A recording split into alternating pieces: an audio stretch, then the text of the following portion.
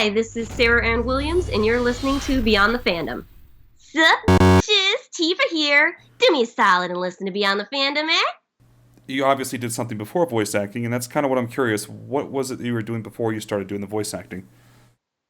Um, Before voice acting, I kind of didn't do anything per se. I say per se a lot. 'Cause I got out of college and then I worked at Walmart for a little while to raise money to come out here. And then I came out here and I immediately started taking classes and meeting people and trying to get into the voiceover world.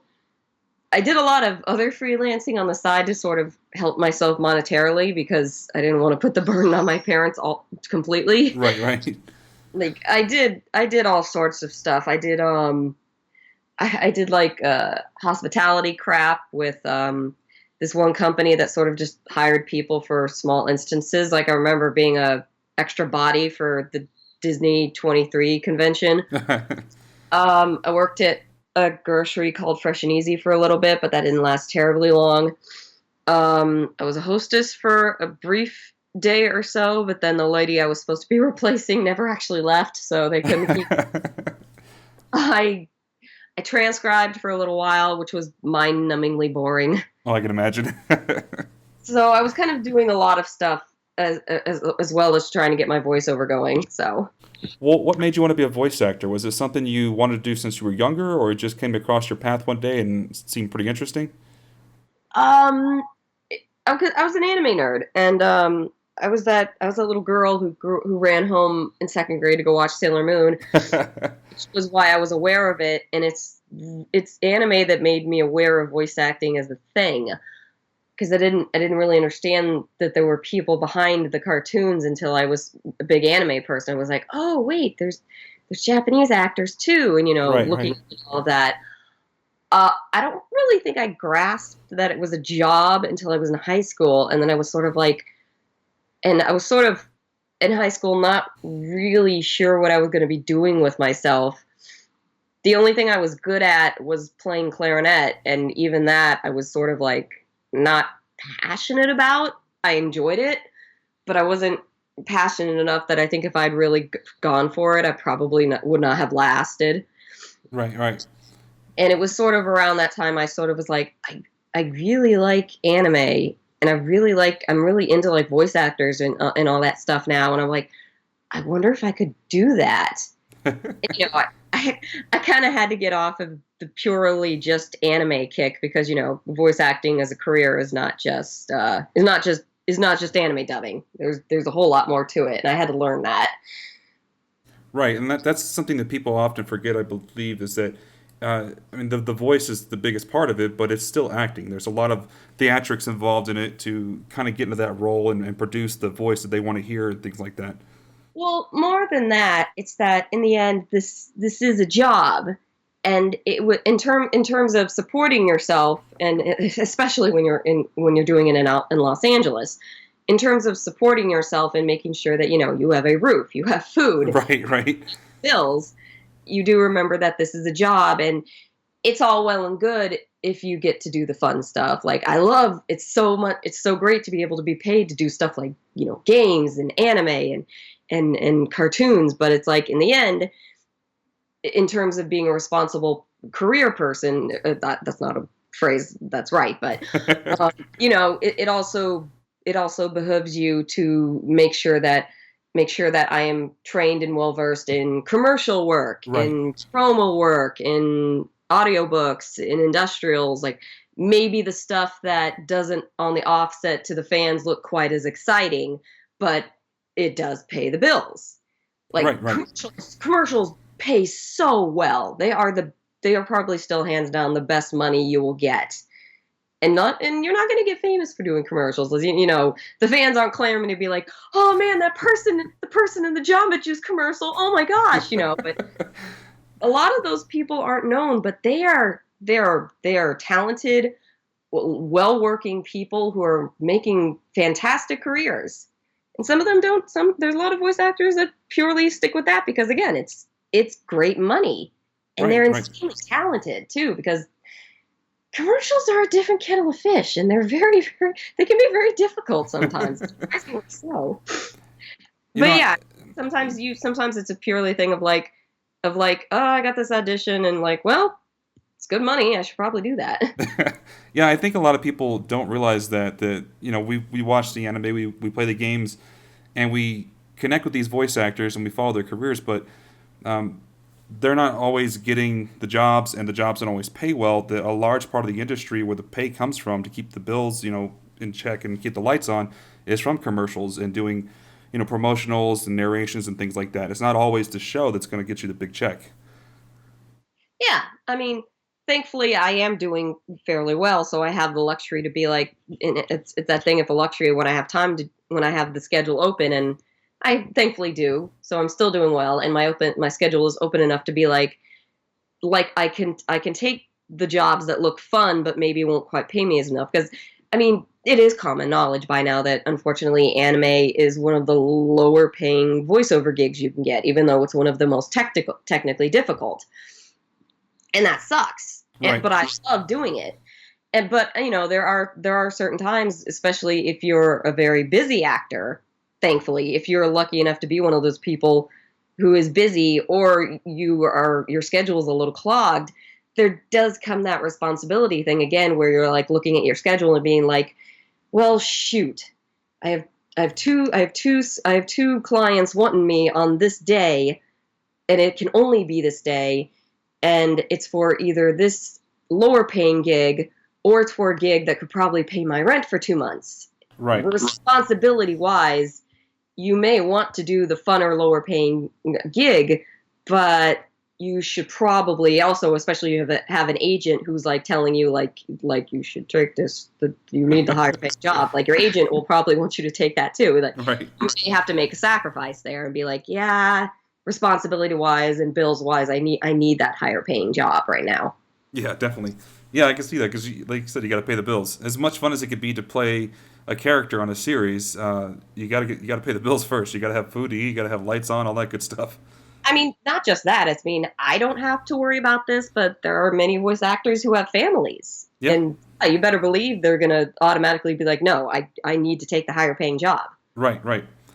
So, what animes did you watch when you were younger that really inspired you? Sailor Moon was one of them, and I've had the fortunate opportunity to talk to Vincent, who played Tuxedo Mask, and Julia. I think Julia. Those are my childhood voices I too. know it was Like, surreal. man, back when.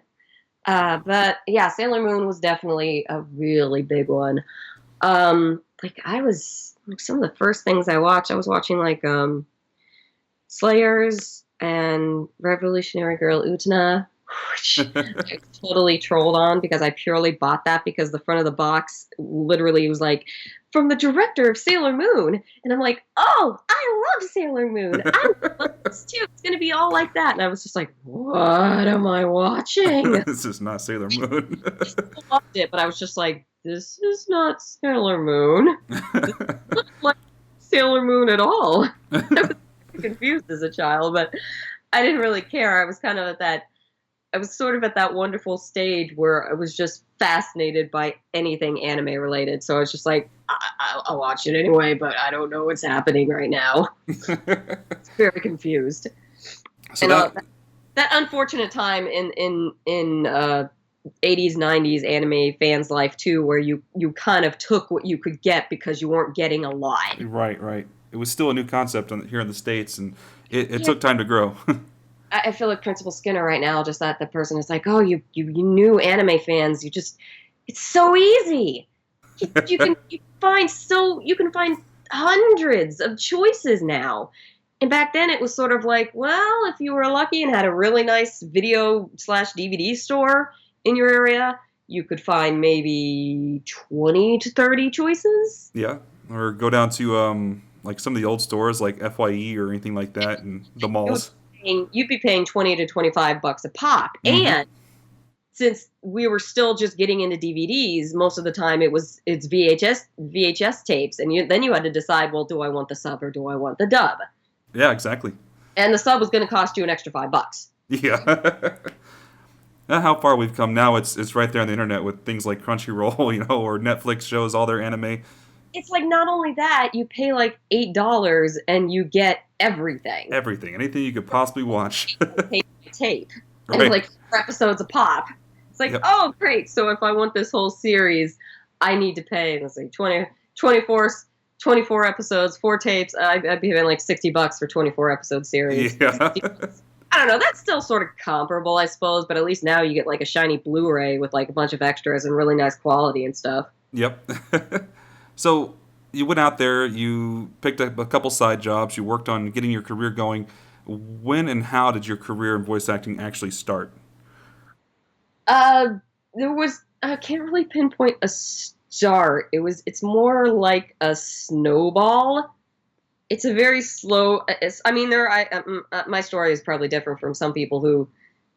I remember I've talked to Bill Farmer, and he's a wonderful, wonderful man. He's been the voice of Goofy for forever now. Yeah. He is the voice of Goofy. And, Right. like until like knock on wood, he dies. I don't want him that to ever happen because I love the man. But that's basically he's a legacy. He's legacy for that voice now, and I Hmm. can't see them ever replacing him. Um, and I think he basically said, hopefully I'm right on this. I think this is what he said because it's been a while since I've gotten to talk to the man. I think he said that Goofy was his first thing.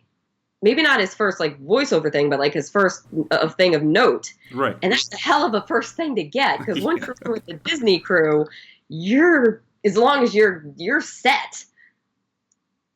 Yeah. I mean, Goofy's been around for what, 60 years?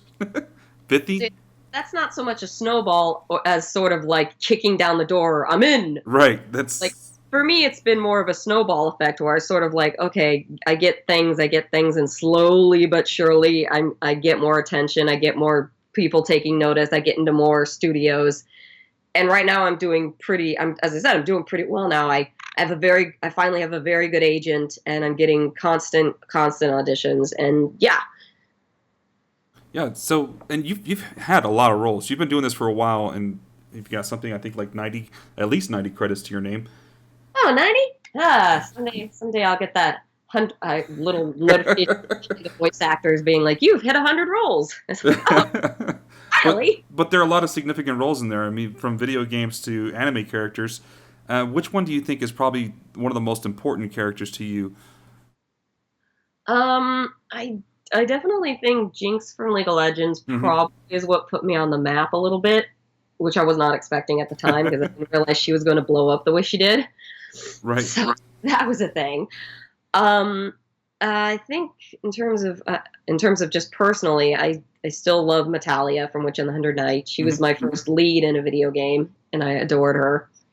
And I think Sayaka from Madoka was a big deal for me too because she was one of the biggest anime roles I'd had. She was the first really big significant anime role I got, so she is always important to me. Okay.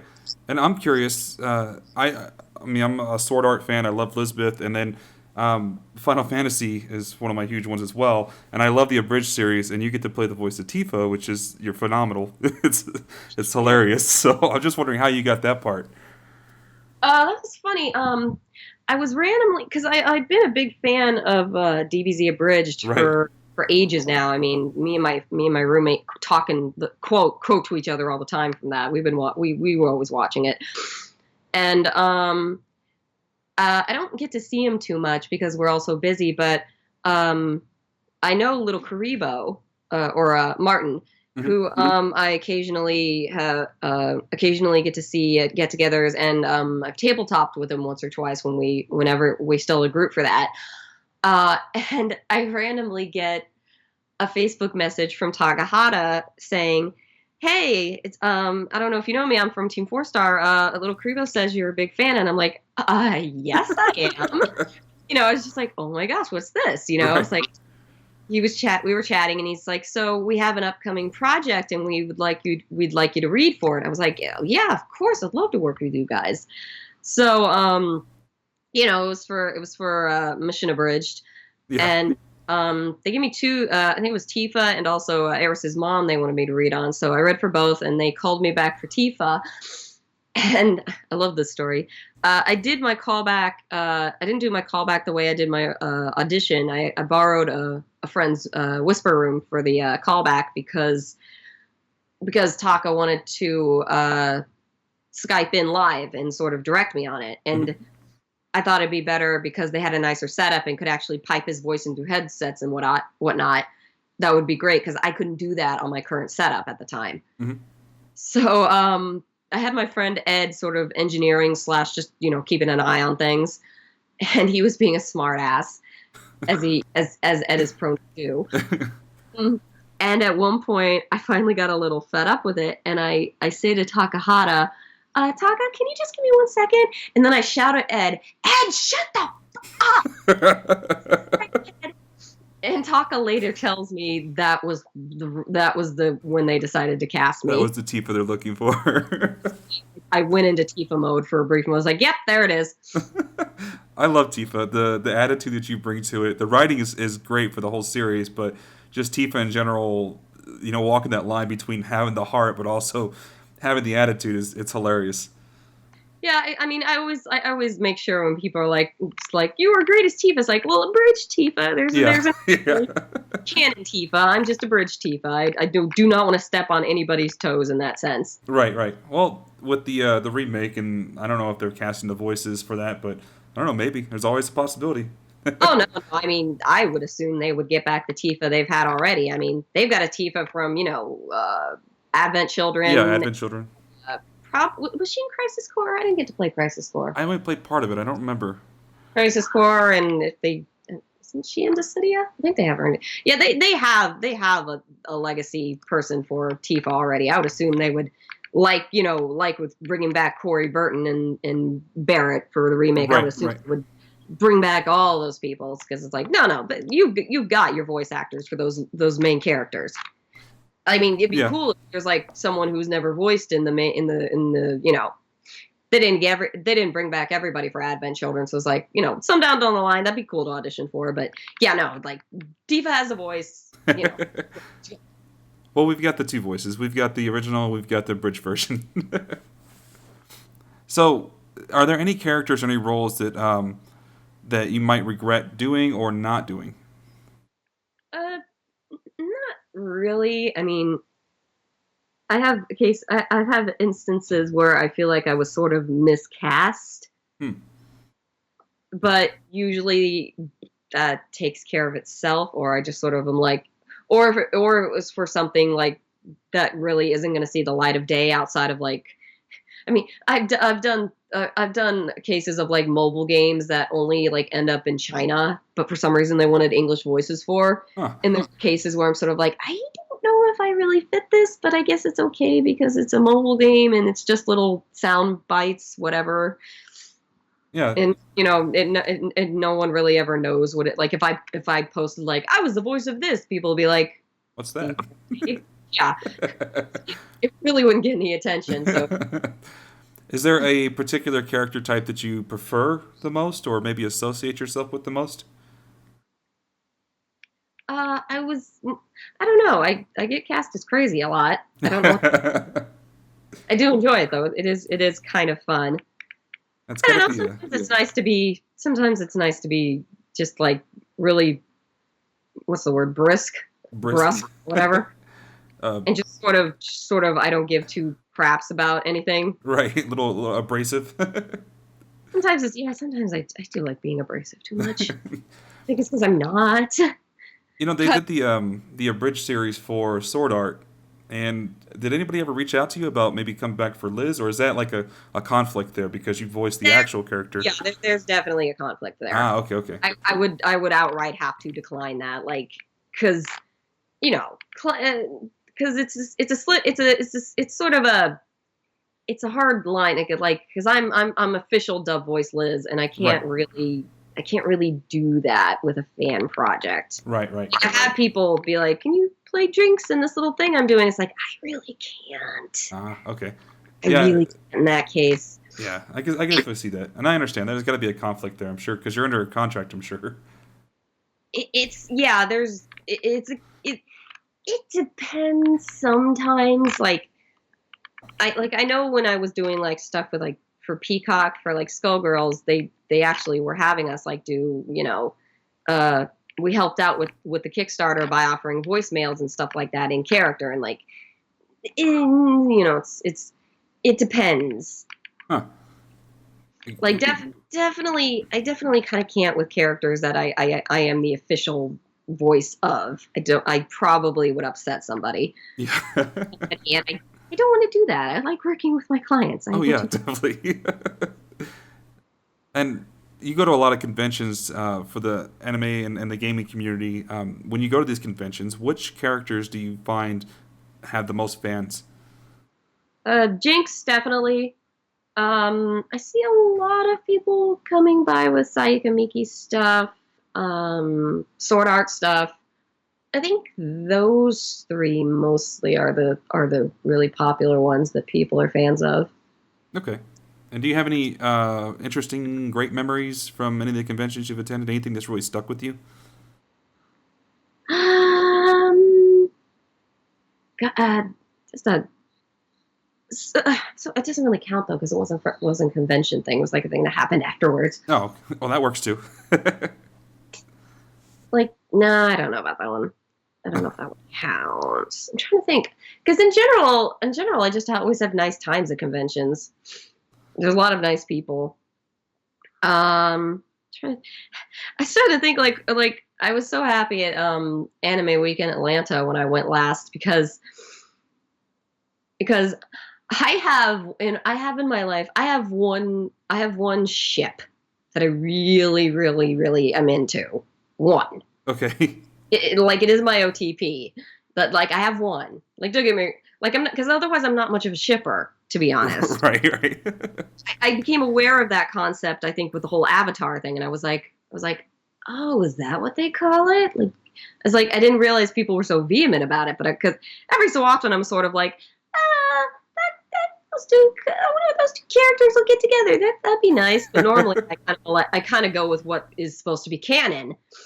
Um, but I do have an OTP now, and I was joking on the car ride to the hotel when I landed they were like, "How you doing?" I was like, "Oh, I'm just reading fan fiction. I'm cool." And they're like, "Oh, what are you reading?" It's like, "Oh, I was reading this show, because it's my favorite, my OTP." And my handler was like, "Oh, who's your OTP?" And I was like, "These two." And she's like, "Oh, they're mine too." I was like, "Ah!" It's like, what? I was like, I so rarely have people I can talk to in person and gush about this Right. OTP of mine. And I was so happy the whole weekend just to be like an utter nerd girl about it. Right. Did we just become best friends?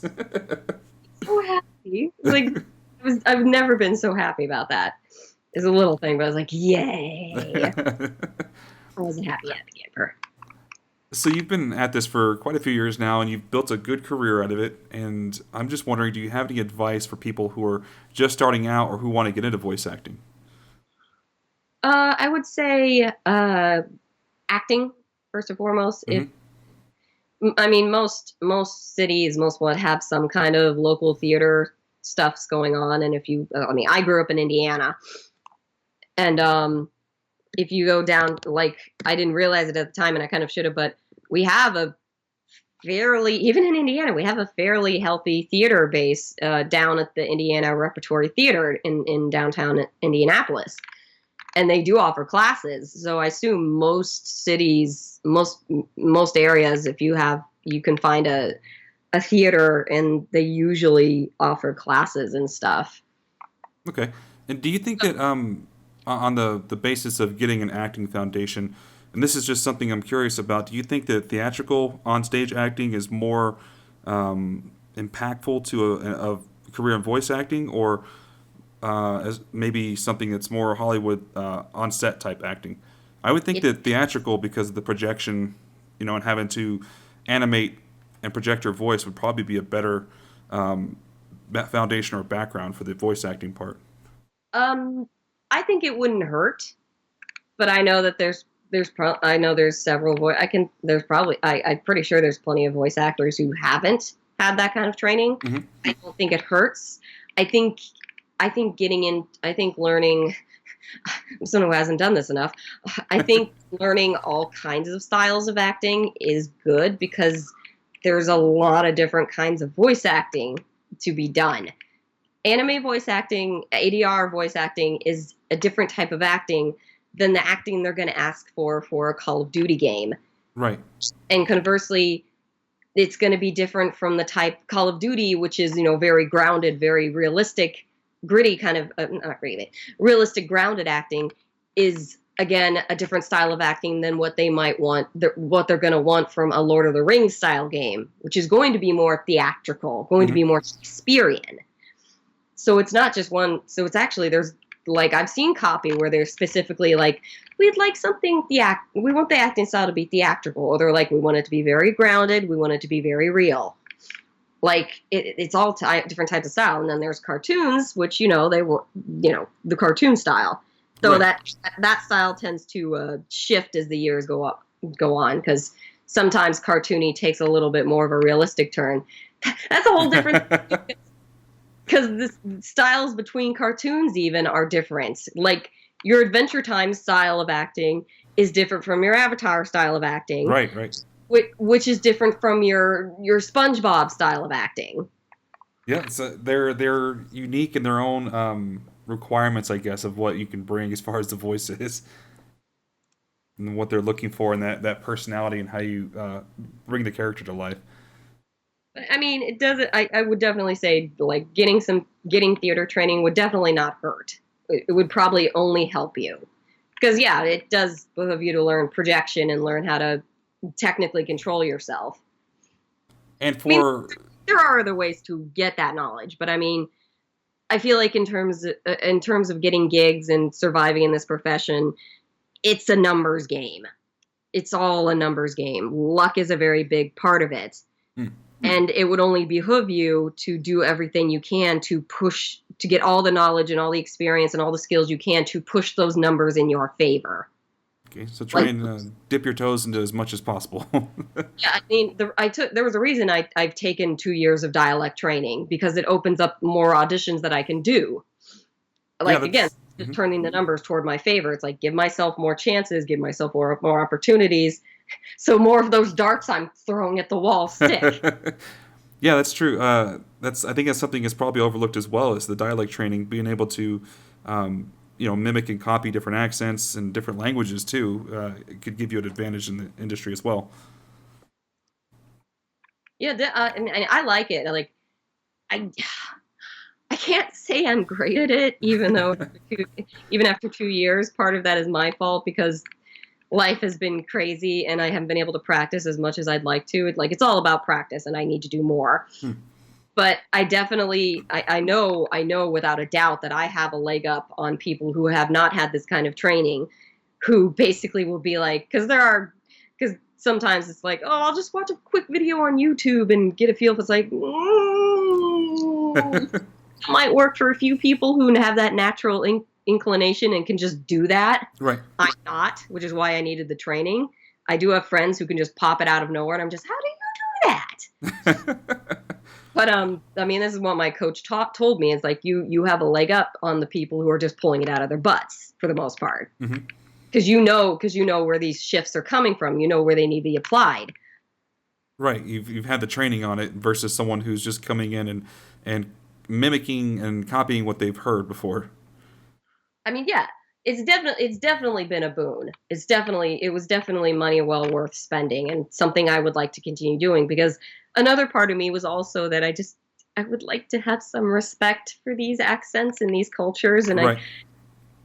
I can't avoid it completely, because again, I'm not that. I have a long way to go, but I'd like to at least say I tried, and not be that person who, when the native person hears me, is just like, oh my It's god, what is awful. that? What is that American doing? It's like, I like, look, I can't say much for my natural talent, but I did do the prep work. I tried. I tried. So, is there anything coming up you want us to be looking out for? New seasons for shows that you're on? Any new games or projects? And yeah, I mean, just 2 days ago, Fist of the North Star Lost Yeah, Paradise yeah. came out. It just came out. Yeah. And I voice Yuria, Kenshiro's kidnapped girlfriend. She's fun. I've never got. It's like she's also a bit different than the character type I normally get to do. So I was like, really, it's like, oh my gosh, it's like just when they like save me,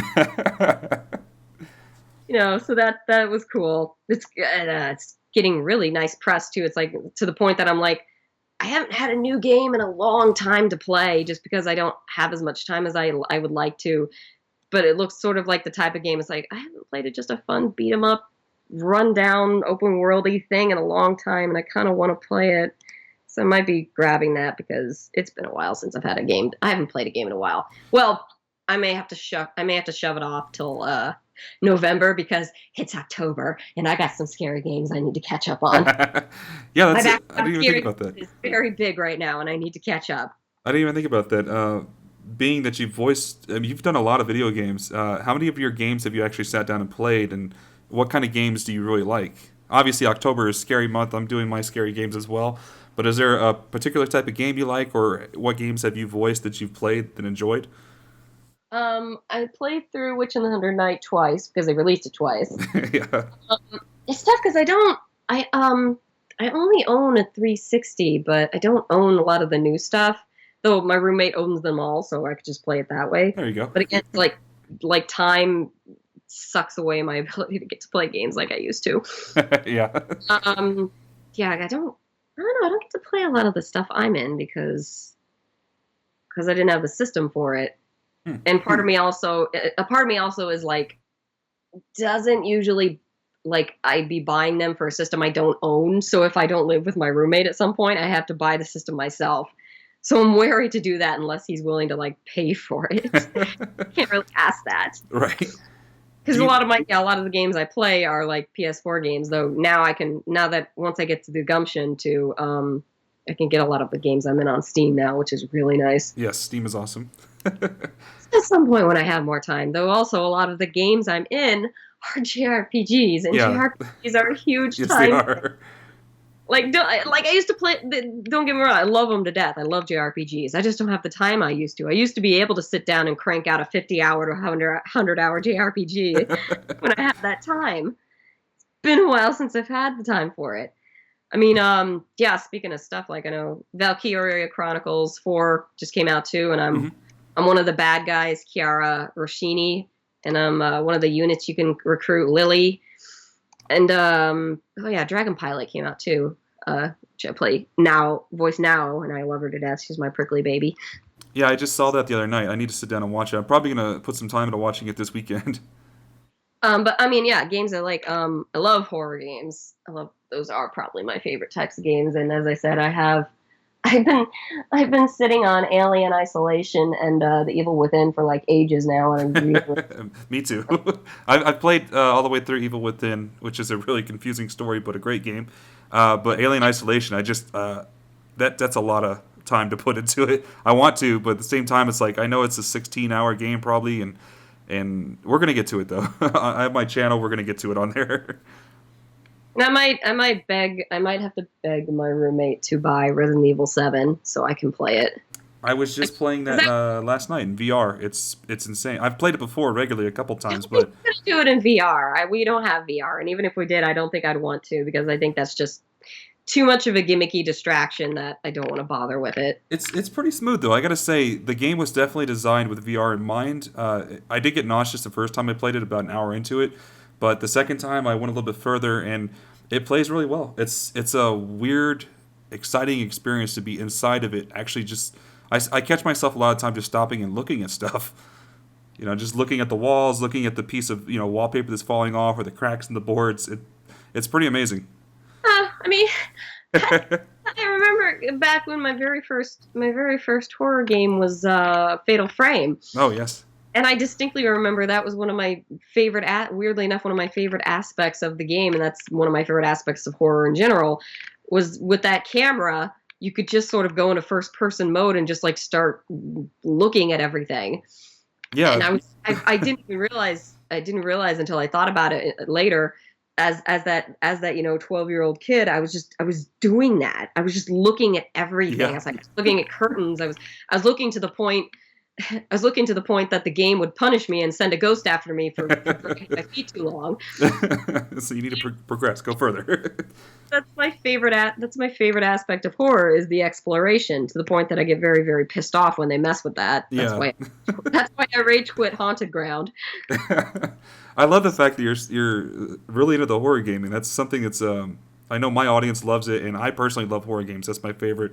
So it's fun to talk about that with you. Like Haunting Ground is something we've addressed too. So Ugh, you know your horror games. yeah, so much. I hated that game. I've never. That's like only rage. That is the only horror game I think I've ever just rage quit. I mean, I've quit games out of indifference, but this one I was just like, I'm done. I can't. I hate it. Can't do it anymore. Can't do it. Awesome. So your social media. Do you want to maybe what's your Twitter or Facebook or where your fans can follow you? Yeah, Twitter is definitely best because I don't do a lot on Facebook these days, and if I do, it's purely like work and family related.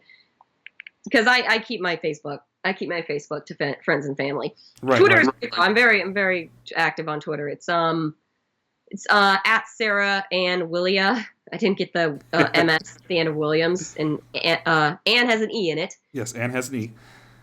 So that's probably the best place. I mean, I think some people were like, well, you should get an Instagram. I'm like, oh god, don't make me have to keep more track of things. That's how I am. It's like I have it, but I never use it. Right now, Twitter is kind of the place I keep it because it's just easier to manage. Yeah, definitely. So yeah, follow me there. That's Sarah Ann Willia. No, not Williams, but Willia, and with the E at the end of Anne, Anne. You have any final parting words or thoughts for the fans?